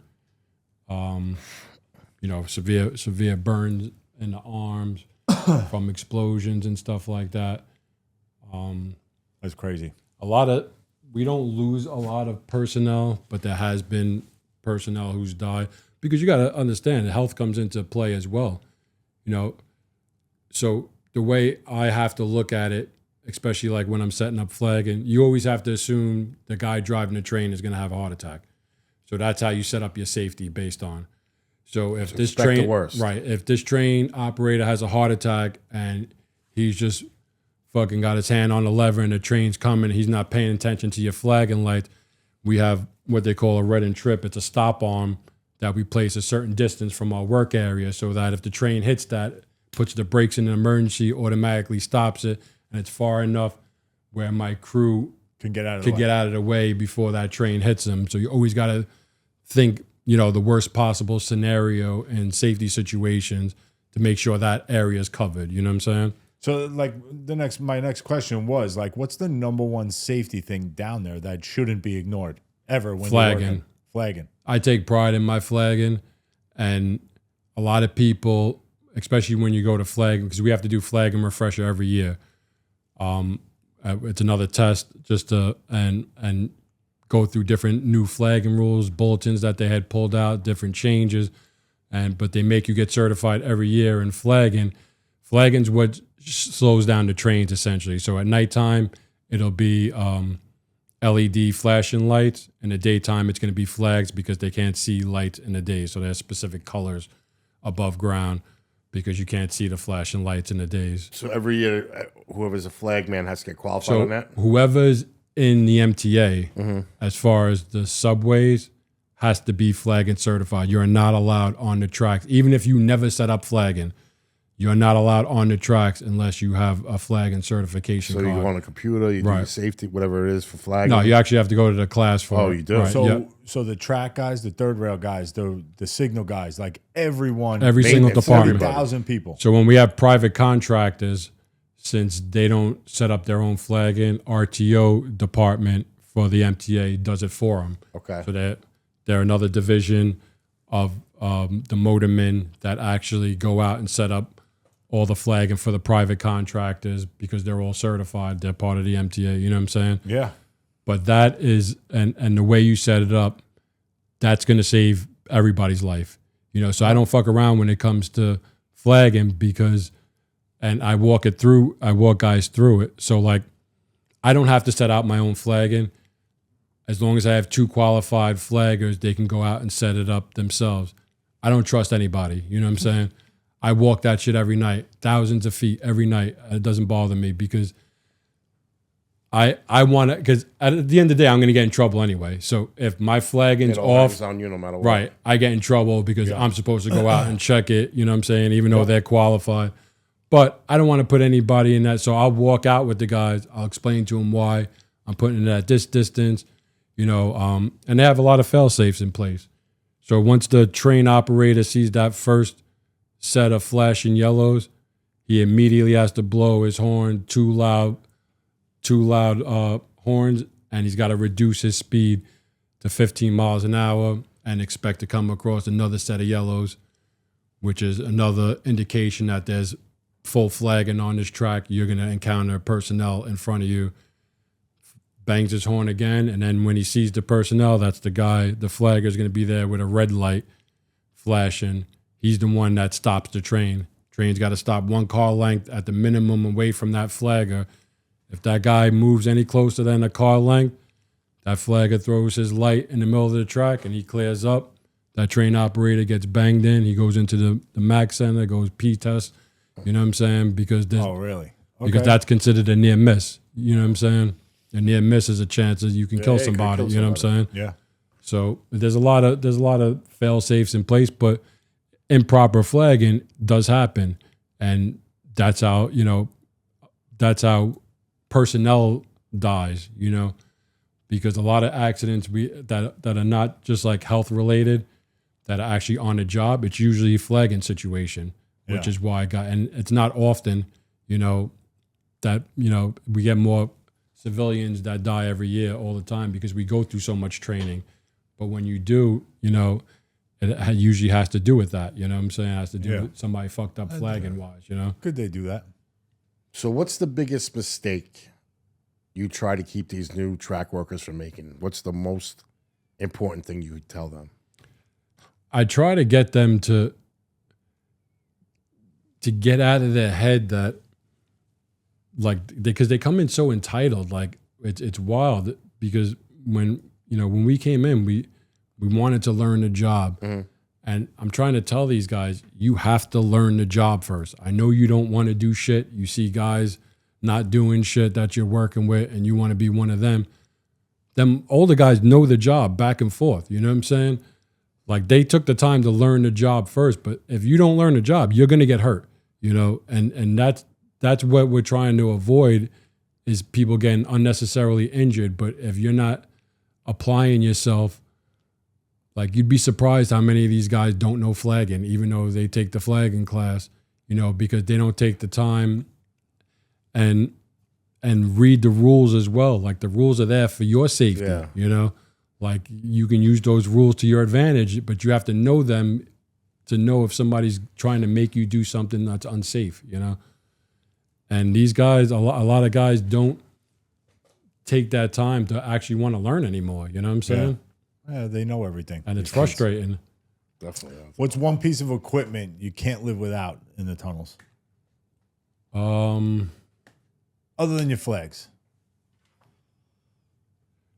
That's a good one. I always walk around with my hammer. I like my hammer, but Do you have a special hammer? I actually do, and I wrap my own handles and everything like that. I have my own grip. Amy. My bag is heavier than everybody else's bag, which is wild. But we're kind of bougie in third rail, so we bring our own equipment out to each job. So when you're in track department, you go to a location with the workers, and the work truck comes with all the tools on it. You lug them up and down the stairs. And third rail, it's different. We have our own tool locker room in our room. We bring our own tools out to every job. A guy's assigned one tool for that night. We bring them out to the job, do the job, bring it back to your quarters. So is it stuff the city gives you, or will you buy personal stuff? No, you're actually not allowed to use because everything's got to be insulated. It's got to be specific to that. Right, because we're third rail, so everything's got to be, and it's got to be transit issued. You're not allowed to use your own stuff out there, but it's stuff that we all use. Milwaukee, we use a shit ton of hammer drills, impact guns, sawzalls, all Just Milwaukee. has special stuff probably in it that's, Or not really. It's just tagged with a transit serial number and assigned to your gang. So it's not like you get to keep it and take it home, It's assigned to your gang. You're responsible for it. If it breaks, you turn it in, but they have everything on inventory, serial number, and everything like that. But it's all checked out. So like as far as when we use ratchet extensions, so like our extension, like 1/2-inch drive extension that we use has to be fully insulated, because that'll blow up immediately. So we use that on an impact gun to take out the legs from the plates and stuff like that and screws. But all that stuff all the metal tools have to be insulated. Your ratchet has to be insulated. Screwdrivers have to be insulated, And so like that's why they issue those hand tools that way, So it would be, silly for Johnny to be getting a new ratchet set for work for Christmas. Right. From mom, and then bring it down there like an idiot. But people do. I mean, because you know how it is.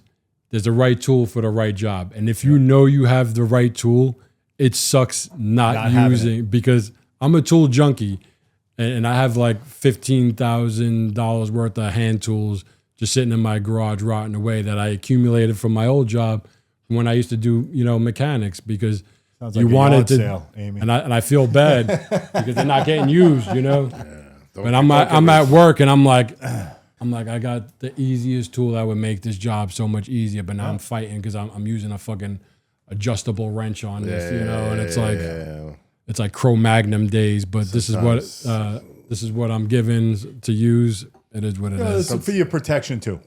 And sometimes the city maybe trying to tell you is to let the job take longer. Yeah.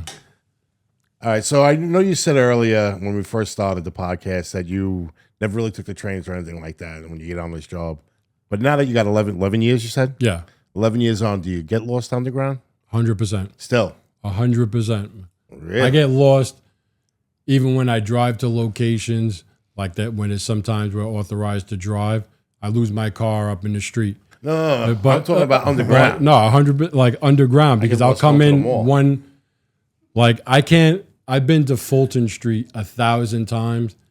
I can't get through that station at all. Like if I go on the tracks and then come up, I don't know how to get to the other track. To get back. It's so wild, the configuration over by World Trade Center over there. It drives me crazy. How many lines run under that? And I've been there a million times, and I've worked there so many times, and I constantly get lost over there.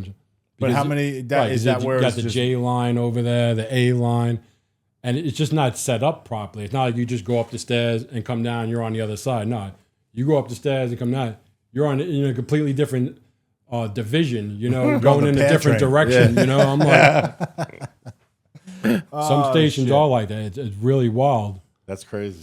And even underground, like the configurations, because that's where I was, like the flagging really comes in. If it was just one track, it's easy. When you got a flag like Coney Island Yard, and there's 15 tracks, double diamond crossovers, which means this train can run from track 15 all the way over to track 1. You got to flag every single track going over there, That's a wild configuration, and then they run bi-directional. They go into the terminal and then come back out. So now you got to flag both directions on every possible location. So you really have to know your shit. And it's just like that underground. When you get underground, it's like a maze in some of these places. I'd be fucked. I can only and imagine. it is tough. Have you ever met anybody famous down there? You ever Batman, Robin? I met this guy that was on that one Forged in Fire, but I wouldn't think he's famous. I just watch the show all the time and shit because I want to be like a famous. I want to make knives and shit? when I fucking retire and wrong shit. with that. Yeah, In the garage. and Something wrong. You got tools. no, Wayne because likes heat. Weren't you forging something recently or blowing glass? it's something Blowing about the glass. old school trades that don't get passed down. That if shit went down, government collapse and stuff like that, you're gonna need gonna need a shit knife. like that. You know what I'm saying? Well, you're gonna need you're gonna need the knowledge to know how to survive with raw materials, which we don't know because we're not taught that way. But Oh, definitely not like that. Listen, now. we learn at a young age how to build fires and shit. I remember when we lit the I dumpster on lit that fire. fucking dumpster on fire. That was By me. accident. Sorry, she's not here anymore. Unfortunately, she passed away. Yeah. She It not was happy. actually an accident. It was. We were thought just it was playing out. with matches. We were doing match fights Well, we and thought stuff. it was out. We thought the fire was out. So, what kind of person succeeds in this career?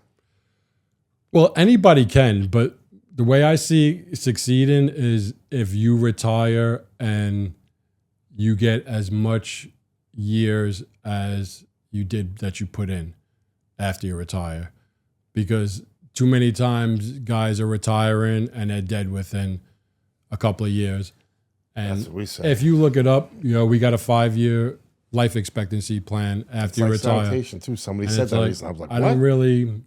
I'm like, you got to give me at least 25 years. If I'm going to put in 25 years, you got to give me 25 on the back end. And then after that, it's up for grabs. I'm good.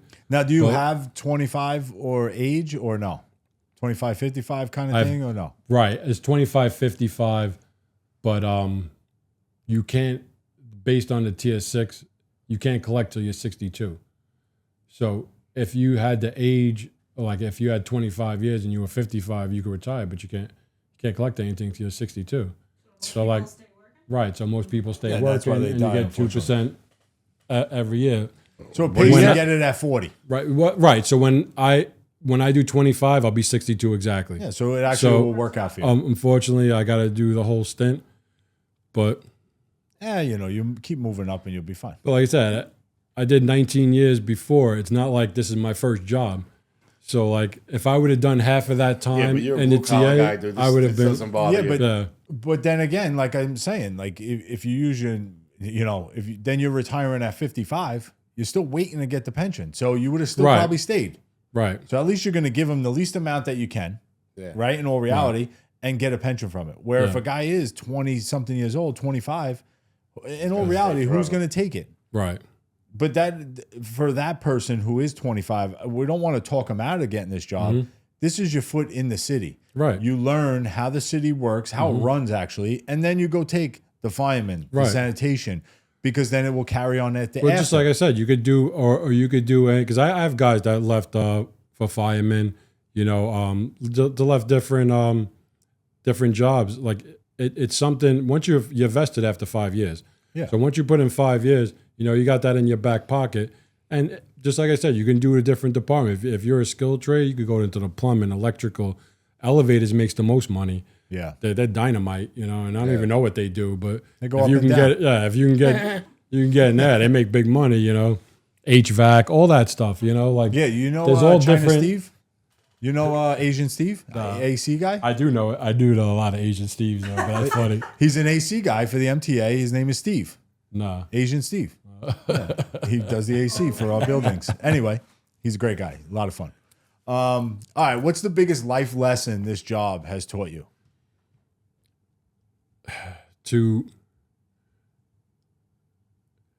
Besides not take your work home with you, like it was a real culture shock for me from where I came from and shit. So I try not to be different, but like it's easy just to be kind, because we're dealing with so many different personalities, different cultures, different languages, different ways you were brought up, and I get along with a lot of people at my job that a lot of people don't get along with, because I just try to see you, for who you are as a human. And everybody's going through shit, everybody's got shit going on at home. I'm trying not to make it worse. Let's have some laughs. Let's keep it moving. Let's try to diffuse everything. It's not that serious, Yeah. We're just trying to come in and work together. But it's not hard to be, even if you don't, how it is. You got to work with people that you don't like. Yeah. But we don't got to be assholes to each other. You know what I'm saying? Let's just get through the day. Just get the day We over don't have with. to hang out. We don't have to have beers afterwards. That's it. Go your own way. You go Yeah, home to your that's it. family. I go home to mine. But That's I never it. wish anything on you. I'm not going to put you in danger, even if I don't like you. I want you off the tracks too with me. It never gets to that point. Good way to look at it. It is a great way to look at it. What's the most rewarding thing for you in your career so far that you've done or it's happened? And what's the most rewarding thing? Just the idea that I did it, because I was actually scared a bunch of times, switching careers after 19 years and then switching departments after 3 years and then taking supervisor again after another 3 years. And I kept putting myself in uncomfortable situations, not really knowing if I could do it. You know what I'm saying? Yeah. And just the fact that I feel like I was able to do it and succeed, it made me way more comfortable to put myself in uncomfortable positions, because then you really find out what you're worth. Those are the most successful people. And you really understand what you're capable of, because like a lot of times I still get nervous with my job because I have so much responsibility, and I have to look at diagrams and decide where we're going to take power off from this location. If I'm wrong, it's my ass. You know what I'm saying? Yeah. But and I still get nervous about it. But from doing it for years now, and actually telling other people that are superintendents that are telling me different information, I'm like, no, you have that wrong. This is how it's supposed to be, and let's walk through it. And then they realize, oh yeah, you're right. Made me, justify, like, no, I actually do know what the fuck I'm talking paying about. attention. You know what I'm saying? Yeah. Because it makes me feel good. Like, yo, I can do this. You know what I'm saying? And then it makes you, have a lot more opportunities open up for you, because then you're like, maybe I can do that. That you didn't think were there. Right. But it's better to be nervous too, I think. It's better to be nervous in any job than cocky. Especially that job. There's so much ego that I work with, which I'm not used to, because like I said, in private, we always try to build each other up, make each other more valuable. Like these guys hoard their knowledge like it's something you could take with you, and they have like a bravado about it. Oh, I know this and you don't know shit. And it's like, All right, well, I'm like, I know how to fix equipment. I bet you that you can't, but that doesn't really mean shit. You know what I'm saying? Like, we're both in this tunnel together. Like, if you want to know, I'm going to show you. And you know what I'm saying? I want you to show me, because after you retire, what's going to happen? You can't take it with you, Yeah. Like, and that's what we're dealing with right now is I don't have a lot of, so I'm one of the most senior foremen at night. I'm the sixth most senior foreman out of all of them. And the other 6 that are in front of me, only the most senior guy has me by 1 year, you know? So we all came like one class after came up another. together. Okay. And then all the senior foremen are gone. You know what I'm saying? They're either moved to level 2, superintendent, or they're retired. So we don't have that old knowledge base, and we're thrown in the fire. You're the old head now. Yeah, and I'm one of the senior guys at night, which is wild. And even in all the other departments, you know, I'm talking to them on the phone, and I'm like, you're brand new, you know? Like, Yeah. Yeah, Like- but when you take pride in what you do, like everything you've told me, Yeah. past and now, you take pride in what you do, Oh, right? 100%, yeah. That's the type of person that's willing to teach people and be open about learning new stuff. That's And I was taught that, You so- should never doubt yourself. Right. I wasn't always like that. So when I got that first job in the tool place, like I attribute that to like my friend Larry the Legend, who I was talking to the other day. He kind of This is Wayne the Weenie. he kind of molded me. He showed me how to really work, What did and I he do? showed me how to learn because I didn't know how to learn on my own. You know, he showed me. You know, and my friend Frank that had passed away recently, he taught me like everything I know about fixing equipment. You know, and these guys really taught me how to be successful and how to make myself more valuable. So then it became like addictive. Like I wanted to keep learning because I realized I was making more money because everybody saw my value. I was faster. So I started investing in tools that would make me faster. I could do side work. My own boss is like, all right, people are losing their jobs. You're going to get a raise. I need you to do this. No problem. I need you to learn this, you know? So I wanted to know everything. And I seen, you know, how much value there was in it. And I'm like, this is a great feeling, you know? So I try to bring that along with me, you know? That's awesome, man. But not everybody does that. You know, No. I got a culture shock and shit. Yeah, you know? no. Some people just don't get it. So when you retire, what do you hope people remember about your work on the track? I don't know if they're going to remember my work. I want them to always say he's always been the same person. You know what I'm saying? Regardless. You know, from when I was a track worker, when I was a PDM maintainer, when I was a supervisor, I was always the same person. Because I try to be that way, you know. I'm not phony, you know, but I don't want you to think that my years or my title changes the type of person I am, you know what I'm saying? Because it does to a lot of people down here. And granted, sometimes you have to adjust based on your title because now I'm more responsible for certain things. So, but I'll explain it to guys. Listen, I'm not doing this to be a jerk off. I'm doing this because if system safety comes down here and sees this infraction, I'm going to lose my job. I got kids. I'm not trying to be a jerk off. I just want you to work safe. You know what I'm saying? Yeah, We keep can it work tight. safe and work fast. You know what I'm saying? Yeah. But I'm not going to try to big shot you. Like, I'm not allowed to work anymore, which is kind of frustrating because I was a good ass tough, worker, right? you know, because I'm watching guys, it's in like slow motion, and it's like, I'm like, dude, I could have had this done before that next train passed by, you know what I'm saying? But, you know, and you try to train him and walk him through it, but if I get caught working, I'm not watching to make sure my guys are safe, so I'll get in trouble, which is kind of frustrating, but because I like working with my hands. So this is kind of going to probably base off what you just said, but kind of be the same answer. But so in all your life, not just the tracks, but you know, when all said and done, how does Brandon Sanchez want to be remembered? As a good dude, you know, Yeah. because I wasn't always, you remember, you know, I actually put a lot of work into it because like, don't judge me for what I was in the past. I'm still a work in progress. You know what I'm saying? So tomorrow I'm going to be different, but I'm trying to make improvements on myself. I've did some fucked up shit, you know that. We all Everybody did. does Yeah. fucked up shit. And But we all grew. I regret, but it's not something I can change. But I don't want you to remember me like that. Like, so I actively try to do good, and it does reflect. You know, I try to promote a lot of love. I try to be nice to everyone. and not fake, you know what I'm saying?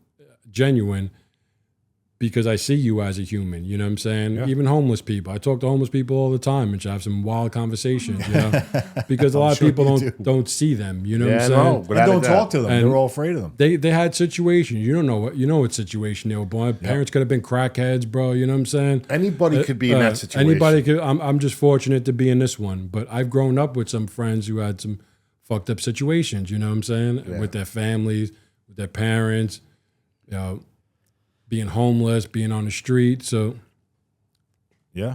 I I get it. I'm a work in progress, but I really actively try to be a good person, and I hope it reflects, and I try to reach out to the people that helped me throughout my life, because I don't want to be one of these guys that, I should have told you that, but he died before I got a chance to tell him. I had so many friends that died already, so I want to be able to tell you, which I'm going to tell you before the end of this podcast, how much you mean to me before it's over, because I'm not going to waste that time, Yeah. I'm not going to miss the 100%, opportunity. man.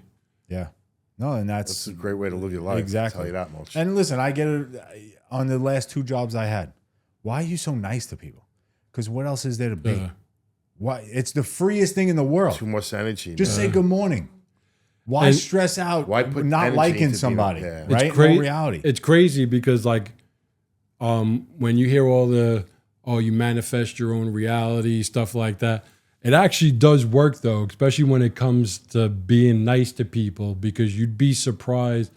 Because I've watched it over the years of just treating random people nice and how their mood changed. And then, like I said, in my jobs, I get along with people that other people don't get along with. So you kind of see the aura that you carry when it's positive and friendly and loving, it does spill out to other people. So in my last location, they used to, in Canal Street, they called me the homeless whisperer.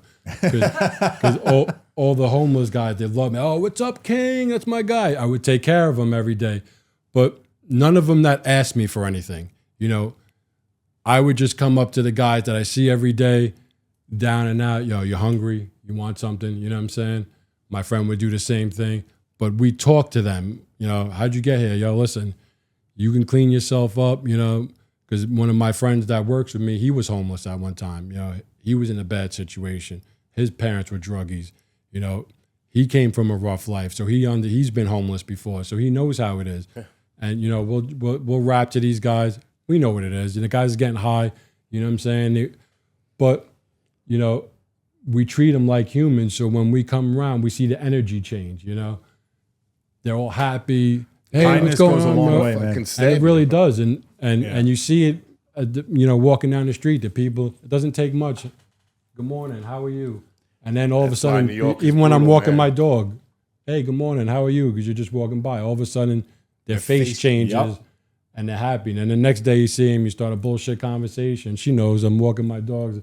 You I know everybody in the That's good, neighborhood and though. shit. My, All the my old wife will tell you timers the and same stuff. thing. Yeah. There's nothing wrong with that. I'm like that too. But my father was always like that too. Like you knew that. my You know. dad was Sanchez like was that. the best. My dad Mr. was like Sanchez was the best. But I like being nice to people. Yeah.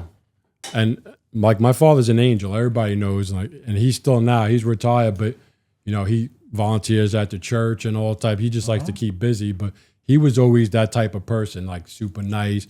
Everybody loved him, friendly. And when we went downhill, when he lost his job and we had to go on welfare, we were losing the house, was foreclosing, and he would still come home with a smile on his face every day. And I was stressing out, you know what I'm saying? Because I'm like, this is the house I grew up in. And I'm like, how could you, smile every day with what's going on? He's like, listen, other people got it worse. You know what I'm saying? He's like, we still got food. You know what I'm saying? As of right now, we still got a place to sleep. It's not the end of the world. You know what I'm saying? And Day by it day. turned out not being the end of the world. You know what I'm saying? It was the Still end has of the the world to backgammon me. set. Backgammon. Very big in that house. Huge in backgammon and dominoes. Very big. I remember in that front room always playing backgammon. Fucking I don't even know how to play that shit. But no. my just move parents, it up the fucking my thing. parents were junkies They would with yell that. at us. It's Yeah. like I was gonna say, I don't think you know how to play back out. No, I do. I need a refresher, but that's one game we always played in his house. That set was always out in that So front can I room. tell the fire story? Yeah. All right. So I really wanted to come on the podcast just to let all his listeners know how much I care about him and his family, because around when I was 10 years old, my house burned down, and I probably should have died that night because this was around the time when Nightmare on Elm Street came out. So I couldn't sleep alone. I would sleep in my parents' room and shit. So I'm sleeping in my parents' bed, and my mom hears a noise in the attic. She thinks the cat is stuck in the attic again, locked in. She opens the door, the fucking whole thing's on fire and shit. So long story short, we bailed out of the house. That whole ceiling collapsed through my parents' room all the way down to the first floor. And now we're homeless and shit.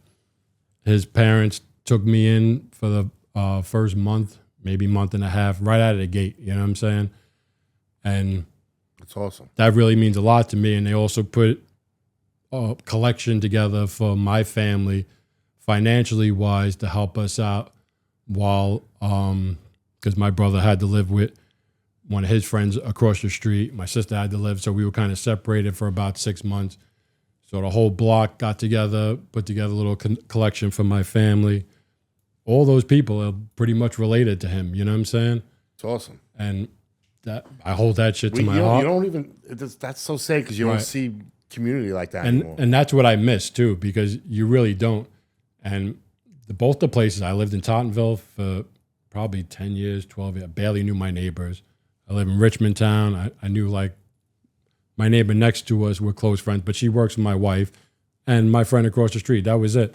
Like I've lived there for 10 years. I don't really know anybody, you know? They're all scared of you. Right. Like, who's the guy keeps Yeah. saying hello to us all the time? 100%. Why is he so Who's the most fucking happy? kind guy in the neighborhood? When We're I not lived used to in these nice people. right, I was the only brown dude on the block at the time and shit. Different now when you go over I there. wouldn't But consider you brown. yeah. You're No, but yeah, listen, we made the best of it, right? We fucking had a blast. Right. I had a live-in brother. Right. I had 3 sisters, so I was gonna say that too. yeah. He finally Yeah, got because- I finally got a brother. because I had a blast. sister and a brother, and they were the same age as his sisters. Okay. So my sister was in the same class as his sister, Amy, and my brother and April are almost the same age. So we were always. So I know the Uncle Dickie and they were all Uncle Dickie and Chrissy to me. Yeah. Uncle Stone, like I just called them all by the same names as they did because that's how everybody on the block knew them. You know what I'm saying? But I was always able to go in everybody's house. You know, they always sit me down, have some dinner here. Yeah, bring this guy and up get and people down. teary-eyed. No, but that's I what, seen it coming. That's the biggest Seen it difference coming of when it Staten started Island up. now. I was that- like, Kurt, don't do it. I that get emotional a lot, but yeah, but it's more. it's because I care. You That's know? why, not that it's a turnoff to me, Staten Island anymore. Staten Island is my youth. I'll never forget those times, but it's not like that anymore. Right. Like we were all a family. It didn't matter who you were on the block. Everybody was a family. Even the guy screaming, Valerie! Valerie! Fucking Harry, one nut Harry that always, dude, put underwear on, Harry. If he's still alive out there. He's One old nut now. Harry. Dude, he had the tiniest little shorts on, and a nut would always find its way out on the side. Hanging It's out. like, dude, put your leg down, bro. He was like the guy on Friends when he would put his leg up, like it, and he's coming out screaming There his was a daughter's guy name. that lived above Uncle Stone. I can't remember his name, but he was my father's friend. They used to call him DOA. I had no idea what that meant. But he was drunk on arrival. Yeah. But I was a little kid. I know DOA, and I'm like, and I see this dude fall down my stairs. Going, glasses are all over the place. But I'm a little, still don't know he's drunk. I'm like, I don't even know what that means yet. Yeah. No, we had a great childhood growing up. Yeah. We had a lot of kids on the block. We had a lot of fun, and I still stay in touch with all of them. You know what I'm saying? Like that was such a close, I'm like, if I hit, billions, like I'd want to buy a dead end block and just fucking move, my friends and family in there, Just to the have people that that I back like again. to be, yeah. to have that community It's not like type that of. no more, man. Oh, it was great. Well, listen, I love you, bro. You're my love first you best too. friend. I appreciate this. I'm gonna thank you now, but Kurt's gonna do his rapid fire, and Shoot, then we'll I'll thank try. you again. a little And stuttering. one word. That's it. I'll do my best. Listen, you're gonna do fine. Just one word. All right, we're gonna start I off. try to overthink things We're all gonna the time. no so overthinking. all right. Just gonna start Shoot. with easy questions. Coffee or energy drink? Coffee, Pizza or Chinese food on the overnight while you're working? pizza, Who eats more, MTA workers or sanitation workers? What would you say? MTA. I don't know about that. My boys can hammer. Have you ever taken the wrong train? Absolutely. Took the wrong highway getting here. Nope. Many times. What's the one thing you miss about being a regular worker? Because now you're a supervisor. What's the one thing you miss? The camaraderie. Yeah. Yeah, because even though I try to be, still the same, guys will look at you different because you're just, You're the boss. you're the boss now, even though these are guys we were in the same gang together, but Okay. So I try. what do you prefer? Day shift or night shift?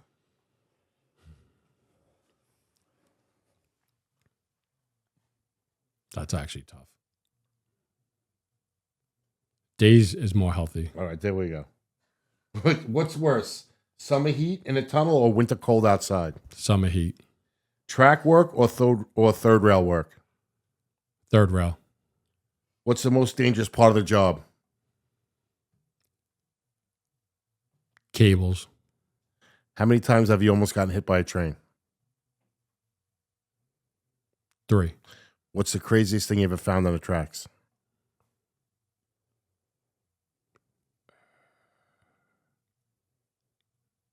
Dead person. Ever find money on the tracks? Yes. 120. What's the best line to work on? The 2nd Avenue line. Worst. Brando. What's the worst line? I hate the R line. Have you ever had to deal with a crazy person at work? Absolutely. Have you ever had someone jump on the tracks in front of you? Yes. Biggest rat you ever seen on the ground? How big was it? Probably possum size. How many hours can you typically get forced to work during an emergency? You're not allowed to work more than 16 hours because of one of my friends. What's the longest shift you ever worked? I did 54 hours in snow duty, but you have to have your breaks, but I wasn't allowed to go home. What makes a great track worker? Effort. And the last question, what's the biggest mistake a rookie can make? Thinking he knows everything. Thank you. You did good. You didn't do bad. No, it was good stuff. You did I good. usually struggle with trying to answer fast No, because you did I good. like to process a lot of stuff before I say it. You did good. No, it's good But stuff. this was fun. I appreciate you guys No, having we me thank on. you for coming on. Like we tell everyone, like we're just trying to get information out. Like so, don't come out. Oh, he shouldn't be talking. We're not digging people. We just want information for kids for the future to know that there's a good job out there that could get you to you have a family, and all that. Now your son just got on sanitation. Good shit, Brandon. Congrats. Fingers crossed. I He'll Just want you to fine. make I probation. wouldn't have expected to be that much lateral movement on your job. That's awesome. It's actually really nice though talking shop with my son now. You know what I'm saying? Yeah, city worker in the house. Because he comes and he knows I can relate. So when he starts talking shop, I know what he's talking about. I tell Listen, friends you out tell of him sanitation. you got any So I questions, enjoy it, reach out. I got all the which answers is nice for him. and shit. Well, most of them, but And if but you like ever want to get weird, I'm not just I'm not just a guy who could talk about my job and shit. I can go any direction you want because all right, now I it was just a- got It weird. just got weird. No, I was a podcast junkie for in my old job for 10 years straight. I listened to every fucking single podcast nonstop. Now you only listen to one, right? Right from the beginning. I really do because I don't have the time to do it anymore. Before I was fixing tools, so I had my radio next to me Yeah. with my phone plugged in. Podcast That's right. after We'll get your podcast, stickers, nine hours and a you day. put them all over the subways for us. Yeah. I will. But listen, like I wanna always let say, everybody know about you guys. no, Thank I you. appreciate it, and like I always say, kind of what you said. Be nice to people. You never know what somebody's going through. Thank you, Brandon, once again. Love you, bro. Love Thank you, you, too, brother. everybody. Thank you for having me, Peace guys. out, y'all. Appreciate it. Like. What's up? What's up? Yeah. Get a load of this.